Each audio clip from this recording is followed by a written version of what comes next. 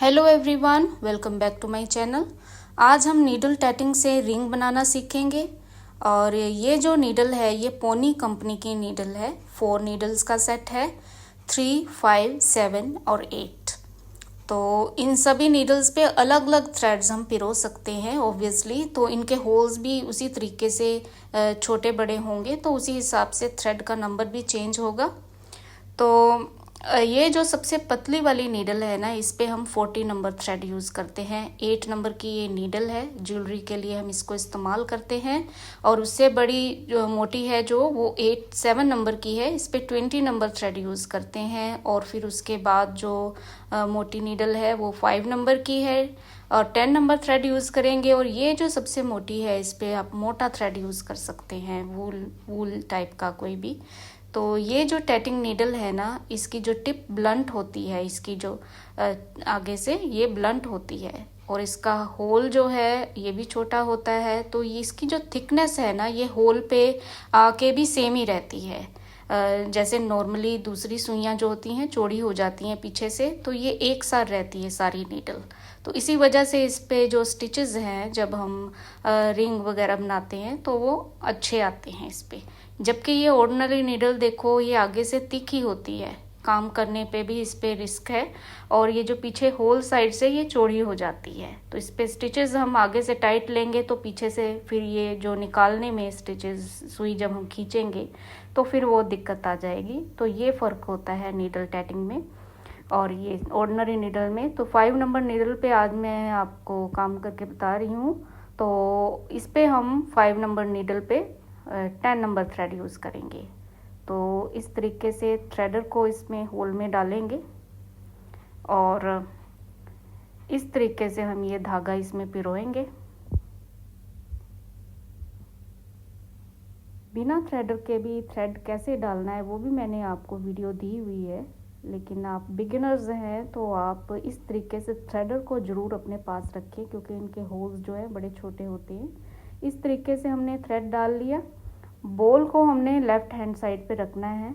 ये देखिए इतना सा धागा मैंने ले लिया है। तो ये तकरीबन आधा मीटर के करीब होगा, ये अंदाजे से थोड़ा सा थ्रेड आप छोड़ लो, अभी तो प्रैक्टिस करनी है आपको। तो इस तरीके से थ्रेड पे नीडल रखेंगे, राइट हैंड में नीडल है, इस तरीके से रख के ये देखो इतना सा लूप यहाँ पे है। और ये लेफ़्ट हैंड से हमने यहाँ पे स्टिचेस कास्ट करने हैं। ये देखो इस तरीके से फर्स्ट हाफ, फिर ये सेकंड हाफ, ये देखो सेकंड हाफ, फिर फर्स्ट हाफ, फिर सेकंड हाफ। ये 2 स्टिचेस हो गए डबल स्टिचेस, ये फर्स्ट हाफ, ये सेकंड हाफ। तो फर्स्ट हाफ और सेकंड हाफ मिला के एक डबल स्टिच हुआ। तो ये अभी चौथा डबल स्टिच है। तो यहाँ पे मैं 5 डबल स्टिच ले रही हूँ। अपनी मर्जी है आपकी, 4 लेने हैं 4 ले लीजिए, 3 लेने हैं 3 ले लीजिए। तो ये 5 डबल स्टिचेस लेने के बाद अभी नेक्स्ट जैसे ही हम स्टिच लेंगे, लेकिन उसमें एक गैप छोड़ देंगे, तो वो गैप बनेगा हमारा पिको। इस तरीके से गैप छोड़ दिया।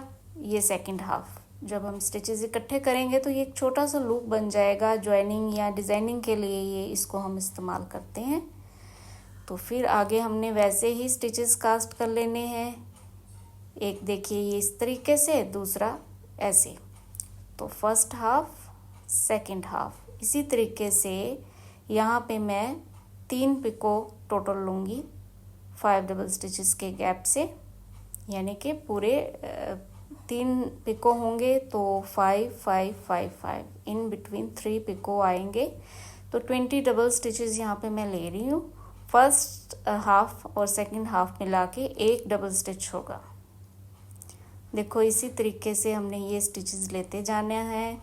और अगर आपके पास अभी ये टैटिंग नीडल नहीं है तो आप ऑर्डिनरी नीडल लंबी वाली सुई पे आप टेप्सरी नीडल जो होती है उस पे आप 5 नंबर नीडल पे आप इसको प्रैक्टिस कर सकते हैं। तो ये देखो इसी तरीके से ये हमने सारे स्टिचेस ले लिए। अब देखिए ये सारे स्टिचेस ले लिए 5 5 5 5, 3 पिको हैं, ठीक है। अब स्टिचेस को इस तरीके से पकड़ेंगे टाइटली, क्योंकि नीडल खींचनी है तो स्टिचेस हिल ना जाएं, इस तरीके से इसको टाइटली पकड़ के ये नीडल खींच देंगे और पीछे एक लूप छोड़ देंगे, पूरी तरह नहीं खींचेंगे। ये जो लूप है इसमें से हमने नीडल पास करनी है, तभी वो रिंग बन जाएगा। ये देखो इस तरीके से हमने ये रिंग बना दिया। तो इसको अगर पिको आपका छोटा रह गया हो तो आप सुई से इसको ठीक भी कर सकते हैं। तो इसकी आप प्रैक्टिस करना। रिंग बन गया है, इस तरीके से हमने यहाँ पे नॉट लगा देनी है। ये देखो ये नॉट भी लग गई, तो ये हमारा ये रिंग बन गया है। इसकी आप प्रैक्टिस करो। Double stitches, picot, first half second half कैसे लेना है ये आप इसकी प्रैक्टिस करना। आगे हम इसकी और टर्म्स सीखेंगे। आई होप आपको इतना समझ में आ गया है। Thank you for watching.